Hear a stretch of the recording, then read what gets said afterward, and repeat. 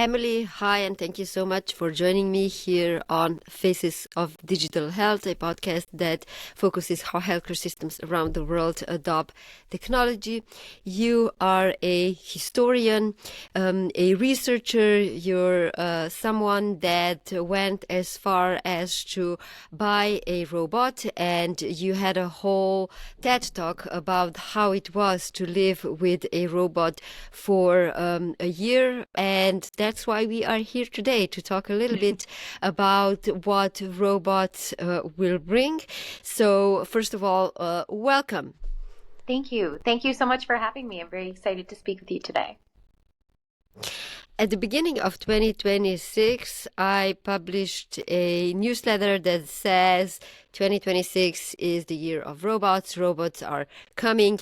Robots have been in development for years, but in 2026, it seems that there's a new version of a robot that is taking away our breath with their capabilities. It started with the Chinese robots dancing on the Chinese New Year, and the hype has only been going up since then. So let's start with that, with all the hype, with all the excitement this year. How do you see that? What are your observations or thoughts? My thoughts come from a very personal place of being in a unique position where when I show up with the robot, and where the robot shows up, I show up. So it's this very sort of personal navigation issue that happens where people's expectations of robotics are put way, way, way high up here. And then their experiences with robotics can be a lot more realistic and measured. So I think something that I like to explain to people is that a lot of these videos that we see online, they show us what robots could do, not necessarily what all robots can do. And so a lot of these are either a result of movie magic, which, is one approach, or they are very specifically programmed to basically be choreographed. I would call it choreography. And this choreography could be, like we talked about, dancing, or it could be the kung fu. And something that I like to tell people to look out for, that I really appreciate and does wow me, is whenever you see a robot that can interact with infrastructure. So if it can have a dexterous hand that's actually manipulating an object, or if it can be operating against, let's say, a car or a chair or a door or something that would be useful in a real world deployment example. So I always like to honor people's excitement, bring them back down to reality a little bit about what the robots actually can do, explain why they've seen what they've seen, and then offer them some things to look out for in the future that can really sort of denote the type of progress that would then trickle down to usefulness in real life. You lived with the robot for over a year. You still live with the robot. There's a TED talk with you, which I can add to the show notes, where you also talk about how this whole experience looked like. So when you think about expectations and hype that you just talked about, which is kind of not in touch with the reality, let's go back a year or a half ago. Why did you decide to do this experiment? Were you also kind of overexcited or had higher expectations than the reality turned out to be? Absolutely. So I would say, I am a researcher, and I have been at the intersection of the humanities and technology for a very long time. But my initial interest was, in fact, as a consumer. And she's being very quiet and good right now, but I do have a little dog. And my main curiosity when I reached out to the company after seeing some of these videos was how they interact with household pets. So I really did come at this entire approach as a potential consumer, which I think has actually helped in terms of sort of how I've approached the lifestyle adjustments and things like this. But my main interest was, how does it interact? How would it interact with a household pet? What sorts of things could it accomplish and do? And something that I love to look back on were my original notes, my original plan for all of the different experiments that I wanted to run. And I think that they are so telling, sort of the way in which this research project has matured and developed in its own way. Um, I sort of understand What where was people the are coming from. craziest thing that happened to you? What was the craziest thing that happened to Well, you? the things that I wanted it to do, I bought very complex board games that I wanted to see if we could make it actually use sort of like Jenga and things like this, that I wanted to test dexterity. I wanted to have it take residency at a ballet company, a local ballet company, and try to learn some of the motions. And really, in the end, it so quickly switched, sort of the goals of the project and the scope and parameters of the project so quickly adjusted to be very specifically how the robot interacts with legal regulation, institutional policy, and digital and physical infrastructure. So it really snapped into place quite quickly when I recognized that this wasn't about what the robot can do for me. It wasn't about skill sets and engineering and teaching the robot anything. It was really about how we can best prepare for the robot to enter our world. And I would say some of the crazier things, I mean, I've been offered some really wild things. I got offered to go skydiving with the robot. The robot and I are going to ride in a blimp on the border between Switzerland and Germany next week. There have been some really fantastical and interesting opportunities that have come up with the robot. It's a wild ride. Mm. So my excitement when I started doing some research on this came from the fact that we have an aging population, we have the shortage of caregivers. The Mm-hmm. profession as such is not it's not respected enough, or at least it's Mm-hmm. not well paid. Hence, Yeah. the interest to go into that profession is low. So we as a society have a big problem.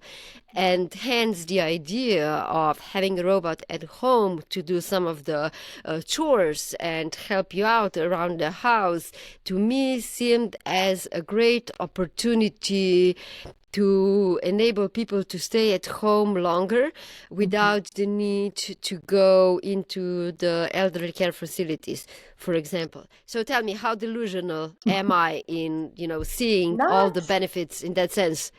I think, not delusional at all. This is one of the main use cases that I get asked about on a daily basis. And I think it's so fascinating because I think when I began this experiment, I expected a lot of positive emotion from younger people and a lot of skepticism from older people. And what I found as the sort of cultural conversation shifts into how we may be impacted by this technology, I find that the younger people, for them, it represents more threats. It represents a change to the workforce and what they may be able to sort of have in take home pay. And then we have, again, sort of job security. Then we have other people who are in this beautiful twilight of their lives, who are looking forward towards a more leisurely lifestyle and who see it as a real agent for, to be honest, for independence, for their own independence and preserving their independence for longer. So I have actually found that there's a lot more positivity amongst the aging population because they see its utility as something of a sort of longevity aid in terms of their independence. So I think that you are not off at all, but I would say that for me, I do see a number of sort of bifurcations of the actual creation of the systems. So I'll explain what I mean by that, which is, on the one hand, we have a lot of really great opportunity when it comes to companion robots, especially for elderly populations for whom loneliness is quite a concern. So, this can mean that there is a robot that is a social robot, a companion robot. This would mean that it has a wonderful large language model. It has the ability to perform sentiment analysis and the ability to emote, whether that's a physical emotion through hardware or whether that's a sort of software driven emotive voice, tone, meter, all of the ways in which we ourselves communicate our emotion, and to sort of develop a type of antidote to loneliness and a type of companionship is absolutely possible. Now, these particular systems are very, very, very rarely also teamed up with a type of chore system or a type of system that would have the manual dexterity and the sort of advanced nature of being able to, let's say, help with laundry or help with light cleaning. So these really right now are quite separate systems. So I see these as serving different purposes. And yes, perhaps we may have some elderly folks who want to have both. But I think it also represents a choice. Let's say if cost is a factor, or if adoption of different technology is a factor, and people decide that they want to invest in one technology or another, they can decide if they need help around the house with chores, or they can decide if they'd like to prioritize companionship and trying to sort of stave off the loneliness that exists for a lot of them. So basically, we need at the moment two robots for the full kind of benefit that we think that robots are bringing. So if you want to address the emotional parts, you need one type of robot, and if you want like the chores and work type of a robot, that's another device Absolutely. at the moment on the At the market. moment, that is what the current landscape looks like, because these are such different technologies, and they require very different skill sets on the building side and very different tech stacks, and they have just completely different hardware and software. Mm, We will see them that's integrated very. eventually, absolutely, but for now, these are different teams and different companies most of the time. Mm. As a researcher and someone who is looking at the impact of technology on a broader level, Mhm. how, like, what are some of your either expectations or thoughts about where the whole field of robotics is going? We know from past experience that technology always, or in many cases, starts with this idea on how this will help humanity. Social Mhm. media started with the idea of connecting people. AI started with the idea of just helping us enhance our abilities or free up our times. But what we see now is that on the one hand, social media are also amplifying bad messages, creating Mhm. bubbles, creating a lot of friction in the society. And as far as AI and like kind of giving us back time goes, Mhm. it's pretty clear that that's not exactly what's happening. But what's happening is that now the base of how much work people can do is Mhm. accelerated. So the workload is actually becoming more stressful because suddenly Yes. there's more information and more tasks that we do in a shorter time because we're using AI to help it. If we translate all those experiences to robotics, what are some Mhm. of the things that you see? Where could things go wrong? And how can we Mhm. prevent things from going wrong? Absolutely. So I always like to take some historical precedents and take a look at it. And in this particular case, I actually just wrote a piece on this, which is why I'm very excited that you asked about this. Because to me, I believe we're in something very analogous to the Engels pause. So I'll explain what I mean by that. So between sort of like 1790 and 1840 in Britain, we have the Industrial Revolution, where we saw things go from being handmade to being machine made, a rise in the use of coal and steam power, and we had this massive boom in productivity. Right? So everybody was more productive, more products were being made, there was much more efficiency, and yet we didn't necessarily have the mechanisms to translate that productivity into benefit for the entirety of society, right? It was very collected towards the owners of the capital. And because of this, there was no sort of increase in income. There was no increase in quality of life for the people who were actually working in these factories, and they were not seeing the benefits. And it actually took quite a lot of organization and political movement to create working standards like the weekend that we all take for granted now, or the 40-hour work week that we know and perhaps love and perhaps will be shifting again. And that took quite a lot of political organization. It took a lot of collective action. It took a lot of strategy on behalf of the workers. And yes, it also took some unrest. And in order to be able to bring forth the benefits in a more holistic way, where more people were able to see the shift, this to me, I think we are right now in what people are calling the digital Engels pause. So we have this great increase in productivity, and yet we're not really seeing necessarily on a broader scale, especially in corporate America, we're not even necessarily seeing the financial benefits to that. And so until we can have an increase in profitability, which we can then utilize to then hopefully provide restructuring of certain workforce rights and then certain different taxation efforts. Until we get to that point, I think we're going to see quite a lot of frustration on behalf of people, which is very expected and very fair, because people do see that there's more work, there's more productivity, and yet they question who is benefiting from this right now. And the answer is not them yet.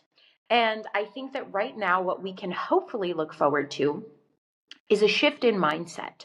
I think we need a few different mindset shifts, one of which is that we're going to have to sort of decouple the ideas of our taxation system being based solely on income.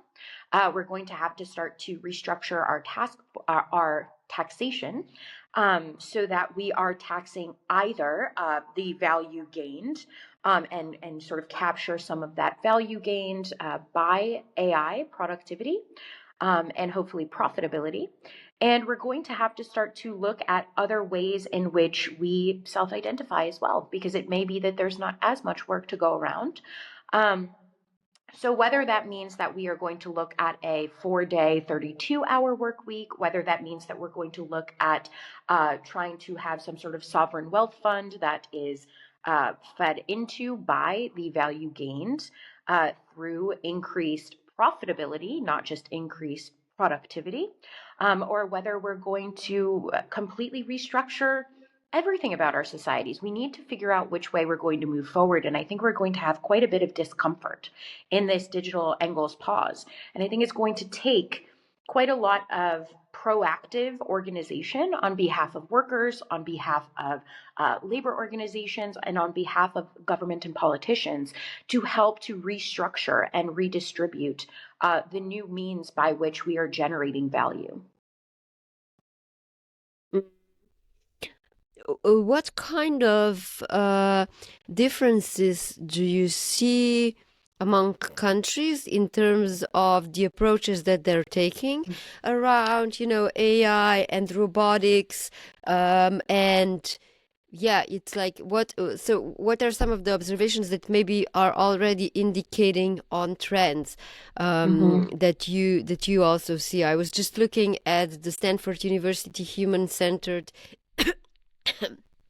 Artificial Intelligence research from last year that basically says that the Americans are, at least in 2025, still quite optimistic about AI. There's a lot of fear that the jobs will be reduced, but in the US there seems to be some concern about the AI regulation.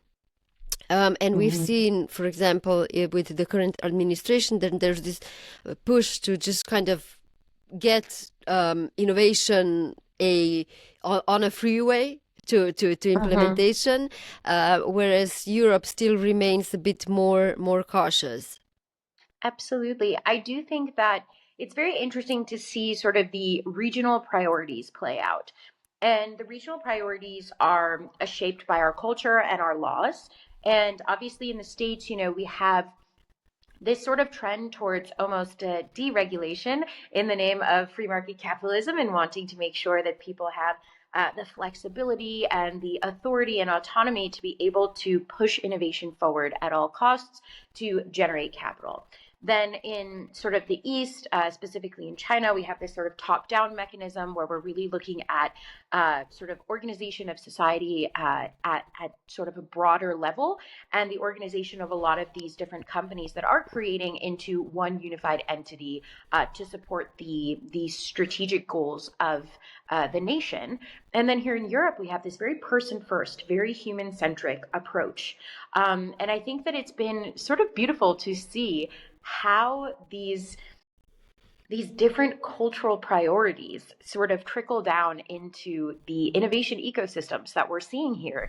Here we have a lot more focus on the regulation. We have a lot more focus on the protections. So we are very consumed by how these new pieces of technology, how these new innovations will impact our data sovereignty, how they will impact our personal rights, our privacy.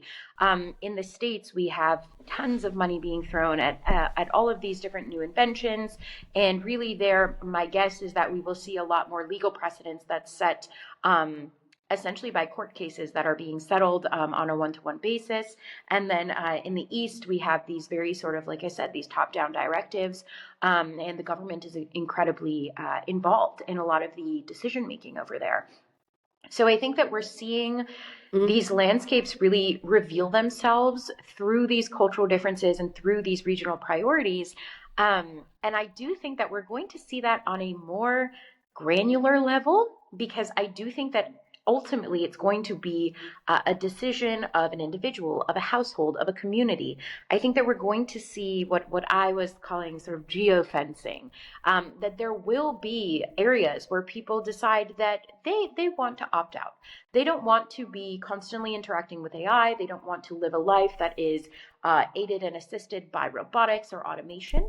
And I think we're going to start to see some type of just natural divide happen between people who want to embrace the efficiency, people who want to embrace the productivity and the sort of ease that's represented, and they're willing to make the necessary trade-offs when it comes to whether it's their data, whether it's their pace of life. We know that it's a much faster pace.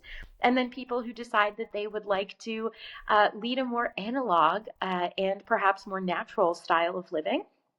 And I think that we are going to see these sort of initial regional identities trickle down into people's personal choices. So I'm sort of excited to see that, because I always say, I don't sell robots. It means nothing to me whether you are super in favor or super anti AI. I really recognize the issues that people have with it. I think are all very well founded. I just happen to think that there are avenues that we can take to either protect the things that are causing you fear. So protect your privacy, protect your autonomy, protect the environment. There are different mechanisms and levers that we can be using in order to convey a direction for the field to protect the things that need protecting. But then there's also opportunities for people to really embrace this lifestyle. I'm excited to see what happens. Yeah. There's plenty of things to say there. Anyone who has read the book The Surveillance Capitalism might not be as excited about just new ways of companies gathering data about us and potentially making that available to actors that might not work in our favor. But without going into that direction, let's return a little bit back to your experience with your robot. Kate Darling wrote this book. She's a researcher also in robotics, and she wrote a book about how people react to robots. And once, like you always name them, 80% of Roombas have names. You kind of get some sort of there's an emotional component to the relationship we have with them. People feel uneasy about trying to hurt the robots. So in the TED Talk that you did, you were mentioning also your experience when you tried to take your robot somewhere and how difficult it is because you have to pack it in this large box and then just kind of carry it. And this is like 60 kilograms, so it's heavy. So my question for you is, first of all, did you feel bad putting the robot in that box? And why didn't the robot go in the back seat of a taxi as a person, which technically speaking you could treat it as? We're wading into such interesting waters here. So I will say the transport aspect of it. I'll address this first, and something that I had pointed out earlier is, the things that impress me are not necessarily the Taibo or the incredible dances that these robots can do, but their interaction with infrastructure. And one of those that I mentioned is cars. And something that's very interesting is that when the robot sits, it simply bends at certain degrees of freedom, certain joints that it has. And the way in which it bends, it can't even sit unassisted in a chair alone. I sort of have to guide it into the chair. But it will simply almost do a squat. If you think about that. And if you think about getting into a car, there's a lot more very interesting mechanisms that we use with your human body. We have to stick out one leg. We have to sort of shift our hips. We have to duck our head. We have to lower our center of gravity and then bring our other leg in. It simply cannot do that. So it's not able to complete the motions that allow it to sit in a car. And I actually have been I've been trying on LinkedIn to write to some of the people who work on the body movement mechanisms and saying, please, can the first priority be getting into a car? And obviously this sounds very simplistic to us because we're incredibly complex creatures, but it is actually very, very, very difficult because it would also take quite a number of calculations, right? How far away is the car? How far away should it be standing? How does it lift its leg in order to put it into the car without knocking on the car door and making damage? Where does it put its hands to steady itself? How low or high up would it be? Are there other cars coming? So there's quite a number of different reasons why it becomes so difficult. So I would say for that reason, I've never had an emotional response or a guilt response for putting it in its travel case, because as far as I think about it, it's sort of its safe spot. It's sort of its, little safe place where it's custom, laser cut, and it's very cushy in there, and it's a very nice case. It's completely waterproof, and you can it can feel very safe inside. So I've never necessarily had guilt on that regard. And I would say that my feelings Yeah. towards it, I obviously often talk about the frustration that I affiliate with the robot, because even today, I was at a speech and there was an issue with the battery, and then I had to get the battery and bring it to the maintenance team, and then the maintenance team has to take the battery and the charger, and there's so much that goes into just the sheer operational aspect of it. And there's such a logistics portion that exists that I find that the operation of the robot is most categorized by frustration or complexity of thought or planning process. And so I'm not really able to have this super sort of emotional dynamic. But I will say the one time that I felt guilt was when I came across and had made the acquaintance of a beautiful Ricci Mini. This is a social robot. This is a companion style robot that's incredibly expressive. It's incredibly personable. It had wonderful means of communicating its emotion, communicating, or its synthetic emotion, communicating with the person in front of it. And I felt so guilty because I thought it was the cutest robot I had ever seen. And I thought, oh, what a horrible robot owner I am that I'm feeling so guilty, because I think that it is the sweetest and cutest robot, this other one. And I think that this type of sort of connection and an emotional connection. It's so easy to feel in the moment. And even if you are aware of the mechanisms behind it, you're aware of the structure of the large language model and the ways in which it's programmed to move its antenna and the sentiment analysis it's performing, you can't help but be charmed by a very sweet and cute robot. So I think that it's a very sort of funny layer to things, that we have these emotional Absolutely. dynamics that are sort of laid on top of this very Yeah. complex machinery and digital system. Yeah. You know what's interesting? The interesting thing in this case I just thought about was that in your particular case and your robot, it doesn't have eyes. And if you have a robot that has these like cute big eyes, then there's something about like the emotional connection that happens there. Yes. But in everything that you just described, your experience trying to get around with the robot, I think it opens up a lot of questions to the thing that I was mentioning before, which is the potential for robots to do good and enable people to stay at home for a longer time. But if the robots are super limited in only aiding you inside your house and they're not able to accompany you outside, that basically says that you might be stuck at home and you don't get that exposure to the outside world potentially, which could result in a greater isolation, I guess. If you imagine that suddenly all the elderly people are using the robots for companions, but it's also true that technology is advancing super fast, so that's probably not going to be an issue forever as well.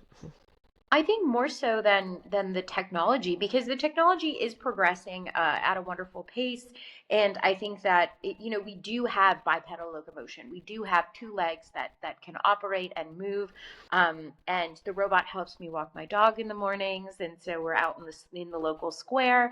But I actually think that the differentiation here will perhaps be how quickly our policy is able to adapt to the new technology. So right now, the robot that I have that is able to go outside is specifically configured in order to not take any biometric readings.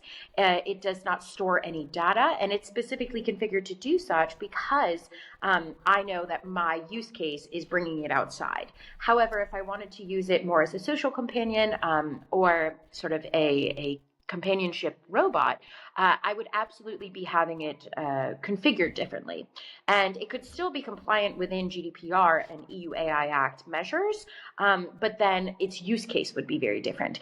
So I think that at this point, it's sort of there's lots and lots of different trade-offs because the technology really is still being developed, and it's a very dynamic field at the moment. But I think that once we sort of have truly working prototypes of what we need to be looking at, I think we'll need to take another look at how the policy intersects with that and how we can enable, especially different sectors of the community like the elderly population, to be able to make the most out of this technology to have the biggest positive impact on their day-to-day life. It's interesting that you mentioned, the policy and how we set the limits, the boundaries, restrictions. It immediately, like my brain immediately went to what we discussed earlier, which is it always, like technological advancements always start with an idea on how something is going to cause good. If we just look at the use of drones in healthcare, the ideas or the promotion was always that they could bring medical supplies to the places of need faster. But then when regulation stepped in, it turned out that actually, well, in busy cities, you can't exactly move drones around anywhere or any way that you would like. So that benefit wasn't realized to its fullest, or at least not to the degree that we thought it would.